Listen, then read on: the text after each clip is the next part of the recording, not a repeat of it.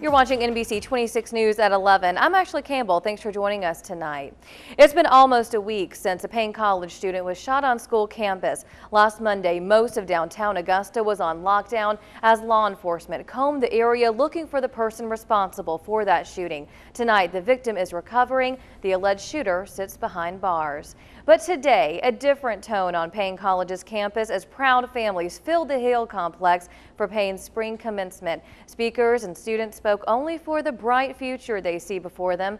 Graduates said they're putting a hectic week behind them and only focusing on what lies ahead. Everyone was talking. Sheriff Richard Roundtree was also present at the ceremony. The investigation into last week's shooting is still ongoing. A $2,000 reward is still on the table for any information on the series of shootings around Payne College this week. Now, as we mentioned, one person has been charged in connection to the on-campus shooting Monday afternoon. Investigators believe the shooting was drug-related and is connected to several shootings off campus at a home on Laurel Street. And in our NBC 26 crime alert, a man running for the Richmond County School Board is facing battery charges tonight. James Swanigan is charged with simple battery after a deputy witnessed him beating his 29-year-old daughter with a belt. An incident report states that beating happened after the two got into an argument. Swanigan is running for the Super District 9 seat at the Board of Education. A man is now behind bars after a shooting in Aiken County last night. David Glover turned himself into authorities around 7 o'clock. Investigators tell us that Glover shot Vernell Weaver in the neck at a home on May Acres Court.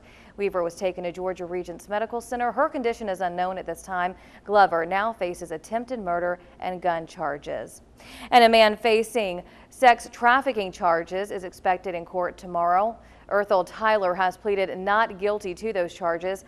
Tyler was arrested back in November at the Motel 6 on Boy Scout Road while allegedly trafficking two young women. He's accused of taking those women state to state and advertising them on Backpage.com. NBC 26 will have more from inside the courtroom tomorrow on NBC 26 News at 6 and your only local news at 7. The Aiken County Sheriff's Office is still looking for Christopher Thomas. Thomas is wanted for attempted murder and firearm charges. Authorities say Thomas was involved in a shooting that happened last night on Dudley Drive in Warrenville. There's a $1,000 reward. If you know where Thomas is, you're asked to contact the Aiken County Sheriff's Office. And excuse me, that shooting happened Friday. In our Decision 2014 coverage, early voting starts tomorrow, and so far the city says more than 1,900 people have cast their ballots. If you'd like to cast yours, you have several polling options. In Richmond County, you can go to the Municipal Building, the Warren Road Recreation Center, the Henry Riggum Center, or Diamond Lakes Regional Park from 8:30 until 6 p.m. All four of those precincts will remain open throughout the week for early voting. In Columbia County, the Board of Elections office is your early voting location from 9 a.m. to 4 p.m. On Election Day, May 20th, you must vote at your designated precinct. The Atlanta Press Club held its Republican primary debate for candidates vying for the Congressional District 12 seat today. Candidates Rick Allen, Delvis Dutton, John Stone, and Diane Vaughn participated in the debate. However, Eugene Yu was not present. Our Lauren Walsh posed some questions to the candidates, and that seat is currently held by Congressman John Barrow. This was a busy Mother's Day today for restaurants and local retailers. The stores were packed with last-minute shoppers, and NBC 26's Elizabeth Hughes spoke with some of those shoppers this afternoon.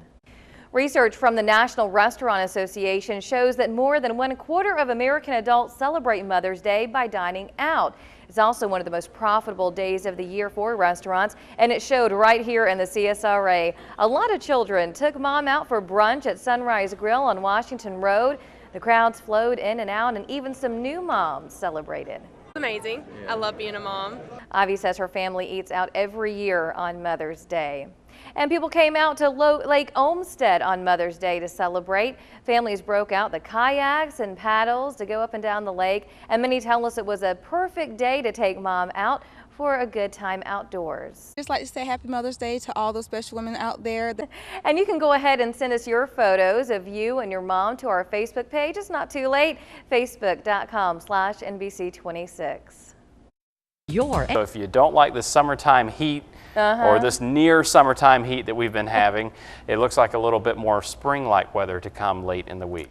Yeah, I feel like it might be a little too early for these hot temperatures. They are a little bit above average, but it's not unusual to have a little heat wave here and there and then kind of go back to normal. So. Well, I usually don't say this, but I think we need the rain to wash away some of this pollen. We do, and it's getting dry out there too, so I'm looking forward to some rain. All right, sounds good, Rich. Thanks. Well, there's more controversy surrounding several VA hospitals that are under scrutiny for covering up potential shortfalls in patient service. We're going to have more on that after the break when NBC 26 News at 11 returns.